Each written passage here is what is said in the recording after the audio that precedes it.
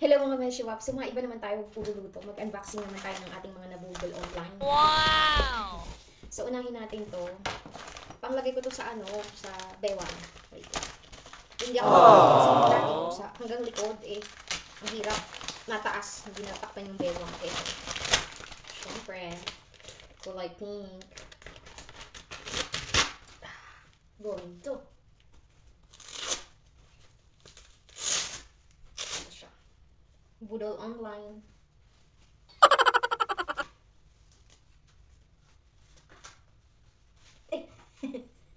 Hindi siya corset. Hindi siya pang shape ng bewang or pang kalit ng bewang. Pang support siya sa back. Aww. Diba to? Adjust mo lang. Oh, ha? Diba? Kita nyo ga? Ganda. Wait lang. Dalawa kasi yung camera ko mga Beshiwaps. Isa natin isang camera. Yeah. Yan. Oh, kita nyo ba yan? Para yan sa likod ko. Oh, wait lang. Next. Ay. Kaya hindi na ako nakapag-reels Kaya hindi na ako nakapag-reels maganda kasi dun sa isang camera ko maganda. Full memory na siya as in. Aray. Kasi internal memory siya, wala siyang external. So, bibili ako ng bago para may external memory. Pangalawa ito. Ito pang sa lagay ng camera sa bike. Ayan o. Yan. Tapos itong pinaka. Wow!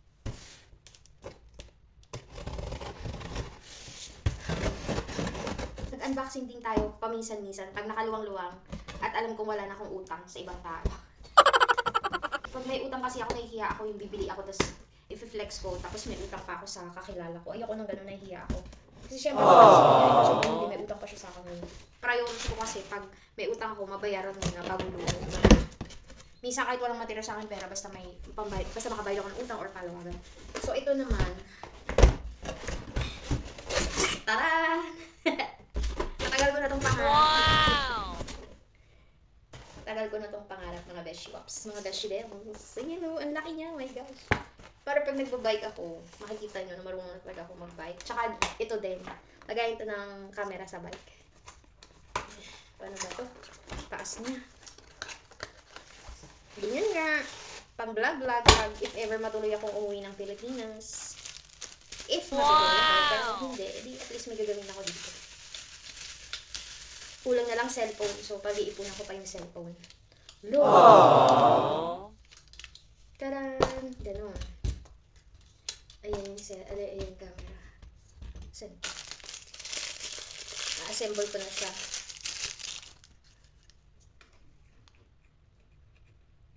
Ay, paano ba ito? Yun, madali lang pala. Kailangan hipitan kasi baka malaglag ang cellphone. Yun o. Alam ko na ang adjust to. Lo, hindi. Na-adjust. At may papindot pa. Try natin. Ayan yung pinakamababa niya. Itong Samsung ko, wala siyang, ayun, ganda ma. Ang ganda mga Beshiwaps. Oh, pwede din. Wow! Oh, diba? Ay, matry na nga ngayon. Magbabike ako. Try natin. Oh, ito yung pang sa bike. Lagay ng camera. So, may screw na siya. Subukan nating ilagay. So, ayun na nga at mga testing ang ating bagong camera holder. Yung pang video talaga. Tapos ito, inilalagay ko naman yung camera holder sa bike. Kasi gusto ko talagang mag-bike. Tapos may camera. Para nakikita niya naman yung nakikita ko habang nagbabike ako. Kaso, kalsada ang nakikita. Kailangan i-adjust. O, diba? Hindi ko pa alam paano at saan ko ilalagay. Pero, syempre, kailangan natin ng masusing pag-aaral. Masusing pag-aaral. At saka, tiyaga kung paano. Kasi may mga taong hindi kayang gawin yung mga ganitong bagay. Lalo na yung, alam mo yung laging init ng uling pinapairal. Kaya yung mga gamit ko sa Pilipinas na inuwi, na mga dinisassemble ko, pag uwi ko pa yun maa-assemble mga besh kasi walang ibang gagawa nun kasi pag kuya ko lang at tatay ko ang gagawa ay sus mio marimar baka ho kumalat ang lintik at demonyo. Shoutout sa inyong dalawang mainitin ng ulo. Yeah, kasi nung may pinadala akong cabinet, sus mio, di nila ma-assemble, ibang tao ang nag-assemble. Kasi pagka ganun, kailangan mo talaga patience. Even yung ano namin, yung dining table namin sa Maynila, hindi kayang i-assemble ng kuya ko. Kasi paano, puro init ng ulo, wala siyang tiyaga. So, ayun, ibang tao na naman ang gumawa, ganun. So, pag uwi ko, saka ko palang maa-assemble lahat yun. And I hope hindi siya manood nito kasi magagalit sa akin yun. So, ayan na nga, nilipat ko yung camera ko dito sa kabilang side, di ba? Nakakatuwa, may malaki na akong stand, as in, pinag-ano ko talaga. Matagal ko nang gustong pumili, pero syempre, hindi naman agad-agad yung may mga bagay na binibili ko dito is nabibili ko. It would take time para mabili ko. Pinag-iipunan ko yun kahit medyo malaki yung sahod ko or may pera ako. Talagang iniisip ko yung future ko. Kaya mostly, ang natitira lang sa akin dito is barya-barya kasi ang thinking ko is makaipon tapos yung pag-uwi ko may kaunti na akong pagkakakitaan. Yung parang ready na, ganun. Wow! Yung for good na, as in. So, ayan na nga mga besh, tapos na ang aking pag-assemble at gagamitin ko na ang aking bagong camera, ay bagong lagayan. O, ayun na siya, yung cellphone ko. O, ini-explain ko pa kay Opa na may camera dun sa ah, bike ko. Tas ito namang isa is nandito lang sa may bandang pintuan ng garahe para, ayun, naka-video. Para makita nyo talagang marunong na ako ng magbike. Well, alam ko namang marunong na alam ko namang alam nyo nang marunong na ako magbike. Pero you know what? Ito lang yung bagay na naging super proud ako sa sarili ko na in just a matter of 1 to 2 weeks, natuto akong mag-isa. As in, samantalang dati, takot na takot ako. Hindi ko alam. Sa dami-dami ng achievement at nagawa ko sa buhay ko, ngayon lang ako naging proud sa sarili ko dahil sa pagbabike. Kaya lagi kong binibida sa inyo mga besh. May nagtanong sa akin, ilang months daw ba ako natuto bago magbike? Sabi ko, 1 or 2 weeks lang. Tapos, hala, paano yung sino nagturo? Wala, ako lang. So, parang na-amaze sila. Tapos, yung kaibigan ko dito, mga beshwap, alam nyo ba, hinatid ko siya dun sa may kanto. Tapos, nakita niya ako magbike and sabi niya, hala, ang galing mo na magbike kesa sa akin, mga besh, sabi niya. So, yun lang. That's it for today's video. Bye. The next day. So, hello mga beshiwap. So, ari si Inday pagkatapos maghapunan. Ito ay last Sunday or linggo. Walang magawa kundi magbike.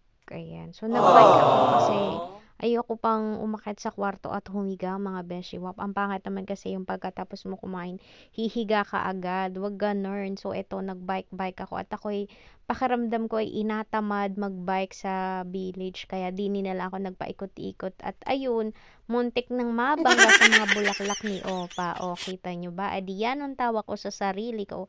At yan ang tinawanan din ng alaga ko doon sa may sala kasi yung sala namin ay malaking glass, so makikita mo yung labas. Walang bintana pero may malaking glass, makikita mo. Kaya nakikita ko ni Opa habang nagbabike. So, ayan.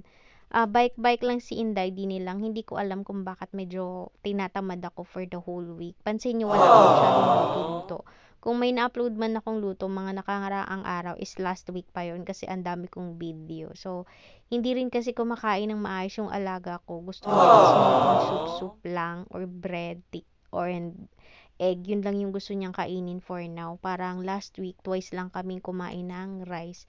So, ayan, bunggo na naman si Inday, mga beswap. And ayun, biglang nag-i-stop yung aking pedal. Kaya ako ay may pasa dun sa aking binte, mga beswap. And pagkatapos kong magbike, naisipan ko namang walisan yung pinakang harapan namin kasi medyo madumi na siya. Hindi naman super dumi. And ayun na nga, as you can see, medyo lumayo ako ng kaunti. Pero wala talaga ako sa mood magbike. Kaya ngayon, Monday, hindi talaga ako nagbike the whole day kasi umulan din naman, mga besh. Kaya medyo malamig na rin, ganun. So, eto na nga yung inasabi ko. Pagkatapos maglaro ni Inday, ayan, magsipag-sipagan muna tayo kasi nakatingin si Opa. groceries. So, inawalisan ko naman ho talaga yan. Kung makikita nyo dun sa mga previous video ko ay ayun. And ako'y medyo nalulungkot pag hindi nakain ng maayos ang aking alaga. Parang ako na din ang may sakit. So, inasabayan ko na lang siya. Hindi na ako nakain ng marami mga besh. And lagi kong sinasabi sa gabi, good night opa, see you tomorrow. Ang sabi niya, I hope so. Oh my God, anong pahinga yun? Binabara ko na lang. Sabi ko, yes of course, we're gonna see each other tomorrow. Ako'y kinakabahan mga besh, wag ganun. Hindi pa ako handang umuwi opa, parang awa mo na, wag ka mo munang machuchubarla. Hindi dahil dun sa pera, but because syempre naman, ang hirap mawala ng isang taong napamahal na sa iyo at kahit hindi kaibigan ay nakakalungkot pag biglang nawala, hindi lalo na si Opa at parang lolo ko na talaga siya mga besh. Inalo ko nga ni Opa pag uwi ka kay anak. Eh sabi niya, sige pakita mo sa akin ng anak mo at para may bago na akong apo. Eh di wow na akin ng apo ng may apo. Kasi isa lang ho ang apo ni Opa. Tapos, ayun, wala pa dito. Hindi niya nakikita. Nandun sa nanay nung ex nung anak niya. Ganun. So, kaya talagang ang dumadalaw lang sa kanya dito is yung sister-in-law niya, yung anak niya, tsaka yung bagong girlfriend nung anak niya. And good thing, lagi din naman nilang dinadalaw. Natutuwa ako pag may bisita si Opa. Pero alam niyo yun, lately, for the whole week, napapansin ko medyo mahina talaga siya, tsaka medyo malungkot mga besties. Hindi siya masyadong kumakain ng rice ngayon. As in, puro soup lang siya. Which, syempre, ano naman ang makukuha natin sa soup. Kaya, tomorrow, sabi ko, magluluto ako ng bulalo. Pinakulo ko na yung beef o yung baka para lumambot siya. 2 araw ko niluluto yun para super lambot at magustuhan niya mga besh. So, ari na nga niho. Eri lang naman ang inawalisan ko at kami na may tagalinis sa loob ng bahay. At ang nakakatuwa pa sa tagalinis namin, susmi yung mariwar, isang pirasong basahan labahan for 1 hour. Susmiyos. Di sinabi ko kay Opa, next time sabi may tagalinis, wag nang labhan yung isang pirasong basahan ay 1 oras washing tapos sayang yung tubig at electricity. Sabihin ko daw next time. Kasi inalaban ko naman talaga yung mga basahan tsaka yung mga damit ni Opa. So, ganun mga beshwa, feeling ko ay matatapos na ang aking vlog na ito. And that's it for today's video mga besh. Maraming salamat sa walang sawang support at subaybay ninyo. And shoutout sa lahat ng katulad kong OFW na nagtitiis sa lamig. Charis. Taglamig na naman ho kasi kaya ayun. Baka bihira nyo na akong makitang pumunta sa city kasi alam nyo na pag taglamig na. And yun na nga, that's it for today's video. Bye for now! The next day. Ang tagal mag-vlog. So, good morning mga beshiwap. Maaga tayo mag-grocery for today's video. Aba, ay tinakpan ko ang aking bike. Sus, natanggal din naman kaya ito basang-basa. Kaya nalagyan ko ng plastic dito kasi yan butas yan eh. Pag umupo ko dyan, di mababasa yung puwet ko. Ba, ay basang-basa. Umulan kasi kagabi. So, lalagyan natin siya ng plastic. A few moments later. Uy, sentrum na ako. Ang hirap mag-bike, ang lamig. Buti na lang pala nag-jacket at jacket sa sapatos. Ay kung hindi, edi tugnaw kaayo mga beshiwaps. Punta tayo dun, bil tayong mais. Yan ang hangin. Walang mais. Puro frozen. So, tingnan ko dun sa kanila kung meron. Pag wala. Frozen na lang. Ayan, so nakabili ako dito sa isang grocery ng mais na may buhok. Kailangan ko kasi yung buhok dahil lalagain ko. Iinumin namin ni Opa. Parehas kaming may problema sa kidney. May kidney stone. Kasi nung nakaraan bumili ako, tas yung buhok nilaga ako. Nawala yung sakit nung balakang ko, nung baywang ko. So, ito, naghunting ako ng mais na may buhok. Pero kalbo na siya. Ganito. Pero meron pa yan sa loob. So, punta na ako doon sa kabilang grocery, may bibili ako. Ayun, dito ko na rin binili ibang kailangan. Walang beef cubes at saka chicken cubes. Uuwi na ako. Medyo mabigat yung dala ko. Ayun yung bike ko, oh. Ay, good luck. A few moments later.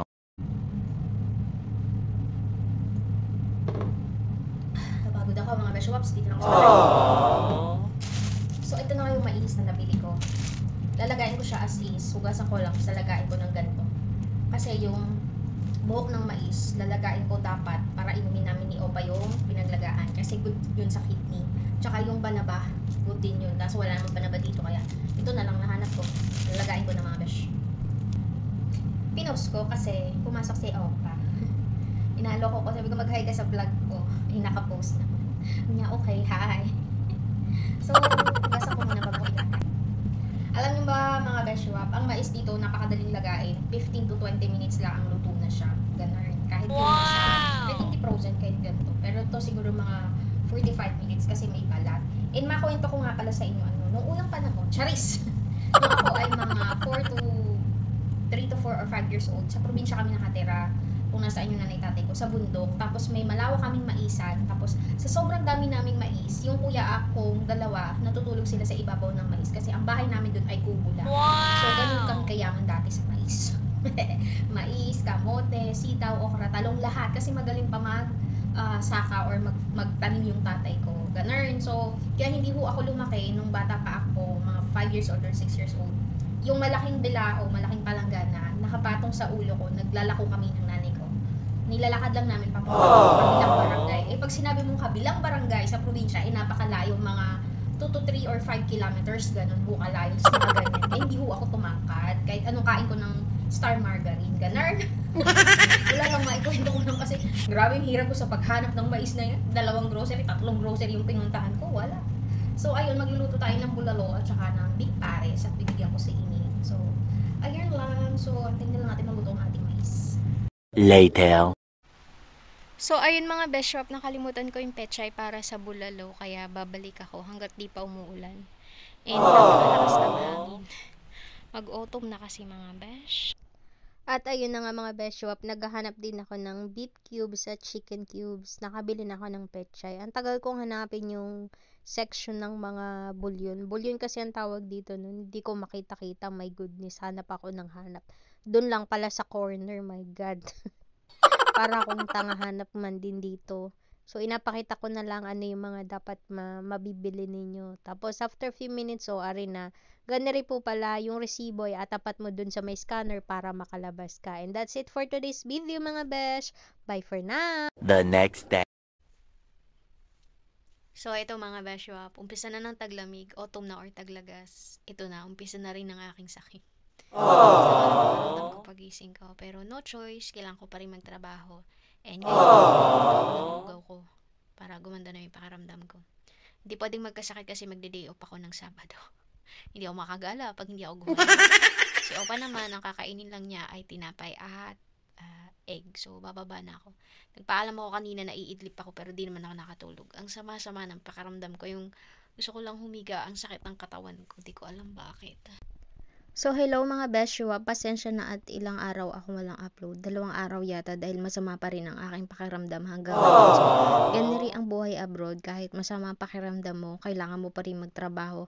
Kailangan mong kumain at magluto para sa sarili mo. Walang iba kasi mag-aasikaso kundi ako. Alangan naman yung amo ko ang mag-intindi sa akin, hinang-hinan na nga siya. Well, kaya pa naman niya. Pero syempre yung luto, hindi niya kaya. Dahil mahina na nga siya, ganun. So, ito, magaluto ako ng arroz caldo. Tuwing masama yung pakiramdam ko o may sakit ako, gusto ko ng lugaw. Tapos, medyo maasim-asim, lalagyan ko lang ng lemon. And, ayun, akala ko maging okay na ako. Pero, hanggang ngayon, ito, masama pa rin yung pakiramdam ko. Hindi naman ako nilalagnat, pero yung katawan ko, parang, alam mo yung gusto lang matulog. Even yung mata ko, gusto ko lang pumikit or matulog, magpahinga, ganun. Pero, wala tayo sa sariling bahay. Kaya pag tinawag, kahit natutulog ka, talagang babangon at babangon ka. Which, ayoko na ganun feeling kasi ninenervyos ako. Siyempre kasi nagulat ka ganun. So, balik tayo sa ating pagluluto ng arroz caldo. Meron kasi akong kanin, tapos dinurog ko na lang siya. Tapos yun na lang gagawin kong lugaw. Tapos, nagisa na ako ng sibuyas, bawang, luya. Tapos, yung itlog, nilagay ko na lang din dun sa pinapalambot na kanin. So, igisa-gisa lang natin mga beshiwap yung ating sibuyas, bawang at luya. Pagkatapos igisa ay ilagay natin yung chicken. Nagluto ko ng 2 chicken wings dun sa air fryer. Bali, chicken barbecue flavor yan. Ay, barbecue flavor pala na chicken wings. Baliktad. Diba kahit may sakit na natawa pa at nagbo-voice over pa. So, pagkatapos kong igisa, inilagay ko na dun sa ating lugaw kasi masarap yan mga beshiwap. Tapos, lagyan natin ng mga pampalasa. Salt, pepper, at saka chicken cubes. At saka nilagyan ko din pala ng luyang dilaw or turmeric. Ayun, para may kulay naman yung ating lugaw mga beshiwap. So, masarap yung pagkakaluto ko. Syempre, ako nagluto niyan. And, pag ako talaga gumising ng mapait ang panglasa, nako, masama na ang aking pakiramdam niya. Kasi grabe mapait ang panglasa ko ng pagising ko. So, ayan, lagyan na natin ng asin. Huwag nating damihan. After few minutes, ayan, luto na ho ang ating arroz caldo. So, tara ho at makain. And medyo malamig din naman that time. And para kay Opa, ito naman yung alutuin ko. Sunny side up na itlog at saka yung bread lang ang gusto niyang tanghaliin. Buti na lang yun lang yung gusto niyang kainin para hindi ako masyadong mahirapan. And nag-aalala din siya na lagi ako tinatanong kamusta ako. Feeling ko dahil dun sa nagbike ako ng malamig. Hindi kasi ako nakapag-bonnet and manipis yung jacket ko. Ayan, start. And ayan, lagyan natin ng salt and pepper. Tingnan nyo, hindi maayos yung pagkakaluto ko kasi halatang may sakit. Alam nyo na, pagka wala naman akong sakit, perfect yung itlog na yan. Pero ngayon, Diyos ko, Mio Marimar. Talagang nabasa ko. Favorite pa naman ni Opa yun. Tapos half cook. half cook lang yan. Tapos ayun, ang hirap pala mag-voice over pag may sakit ka. Pati yung boses mo apektado. Ayan, dumikit na nga ni ang itlog. My God. At hindi ko yan matanggal-tanggal na maayos. Ayan. Bali, 4 na itlog ang kayang ubusin ni Opa. Tapos 2 tinapay. San ka pa, 'di ba? Kaya, ang itlog sa amin dapat sa isang linggo may 10 piraso kami or 12 piraso. Good for 1 week lang yun mga besh. Kaya laging hindi ako nawawala ng stock na itlog para kay Opa. Kasi minsan, ganyan yung gusto niya.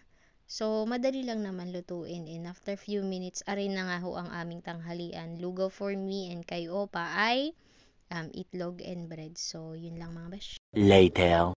Ang dilim-dilim mga besh. Dito na ako sa kwarto. So, tapos na kami magtanghalian ni Opa. Papahinga muna ako. Iinom ng gamot mamaya. Sana maging okay na ako mga beshiwaps. The next day. Good morning mga beshiwaps. So, day off ko ngayon. First time ko magbabike. Papunta ng train station. 9 a.m. Wow! 9:26 to be exact. Pero ang lamig na. So, ito, ang dami kong bitbit. Meron pa akong backpack. So, pero pagbalik ko bukas, may basket na dito. Bibili ako ng basket. So, hi, bye. Bye muna mga beshiwaps. A few moments later. Ayan, nakapark na ang ating bike. Ito po ang parking ng bike. O, diba? Ang dami. Ang daming parkingan. Hindi ko kaya sa taas lang siya. So, dito na ako sa train station. 10 minutes pa. Buti na lang malis ako maaga kasi 20 minutes din yung aking nagamit na oras para magbike kasi nangihina pa ako. So, mabagal ako magbike. Ayan na yung train station.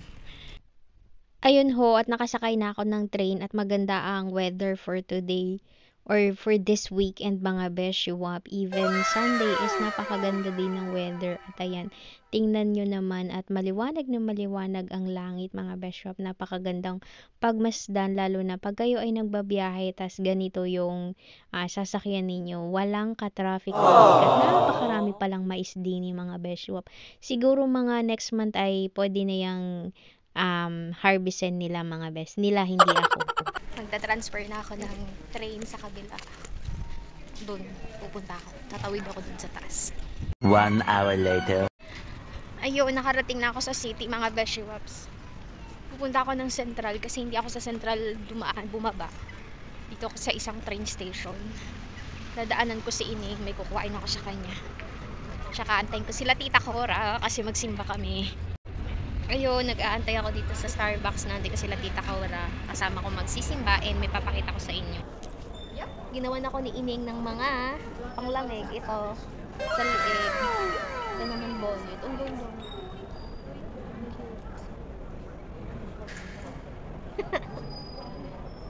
Tiglang mo kasi. Kaya. Ang ganda. Tapos ito naman, sa bewang. Kasi kailangan ko ng pang ano sa bewang. Ang galing nyo. Amoy ulam, Neng. Amoy ulam to. So, ayun na nga. Hindi ko na inantay sila tita kasi baka malita ako sa appointment ko ng 1 PM sa dentist. So, nauna na ako dito sa simbahan. Saglit lang naman ako, magdadasal lang naman ako. Pagtapos ko magdasal, balik na ako sa sentrum. Kasi pag na-late ako dun sa appointment ko, nako, cancel na yun, tapos magbabayad pa ako. Kasi kasalanan ko, ganun dito. So mga beshiwak, back to sentrum. Hindi na ako nagtagal kasi parang may event, ang daming tao. Hindi ka makakonsentrate sa dasal mga besh. So ayun, malamig na talaga dito, oh my god.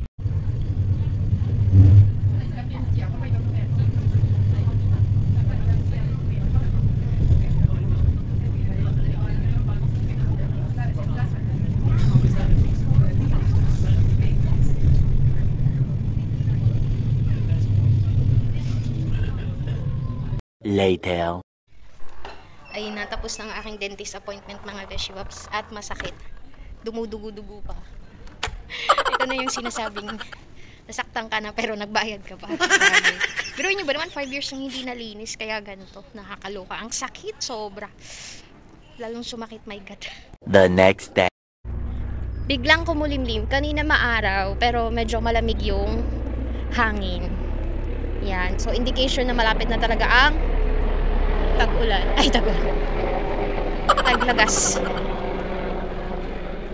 May dumaang helicopter. So mga beshwap, kaya pala ako sumadya din sa city. Nagpalinis ako ng ngipin kahapon. Kasi biruin nyo naman, 5 years na ako hindi nagpapalinis. Sa Pilipinas, once a year. So grabe, as in, ang sakit. Sobrang dami niya ng tartar. Which is good. And then, yun, sabi ng dentist, bumili daw ako ng ganitong toothpaste. Kasi ano siya good para sa gums ko. Kasi yung gums ko manipis. Pag tututbrush ako, dumudugo. So, ito, good for the gums. And medyo maano siya, maalat-alat, parang may asin. Good for the blood pala to. Yun, for 1 week. So, ayun, punta na tayo ng city. Then, gala konti. Tapos, balik na ng probinsya. Tsaka nabili ko na yung pangarap ko. Lipstick. Ang dami-dami kong pambili pero hindi ako nakakabili. So sa susunod naman, bibilin ko isang pantalon tsaka sinturon. Kasi sira na yung sinturon ko. O, kita nyo, hindi porke may pera ako, bili ako ng bili na kung ano. Kasi you should know prioritize yung mga bagay-bagay. So, hindi pa naman pigtal yung sinturon ko kaya hindi pa ako nabili. Malapit na, kaya bibili ako. Tsaka isang tsinelas pang bahay. Hi, life! So, ayun, dumaan ako din sa shop na bilihan ng bike at saka bike accessories. Decathlon ang tawag ng shop na ito and lahat mabibili mo when it comes to sports and outdoors, yung mga camping, ganun. And bibili ako ng basket nga para sa bike ko, pero ayun, wala, ending, i-deliver na lang sa bahay mga beshwap. Diba, social? So, out of stock yung basket para sa bike ko. So, in-order na lang.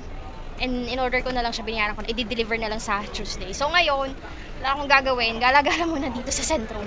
Ang daming tao kasi mainit, mga besh. O, diba? Daming tao. Hanap tayo ng mga kakilala ko dito. Kung may makikita ako, maghanap tayo. Cherise. Dapat pala dito na ako dumaan. Dito pa ako dumaan, my god. Daming tao, mga besh. Nakakatuwa.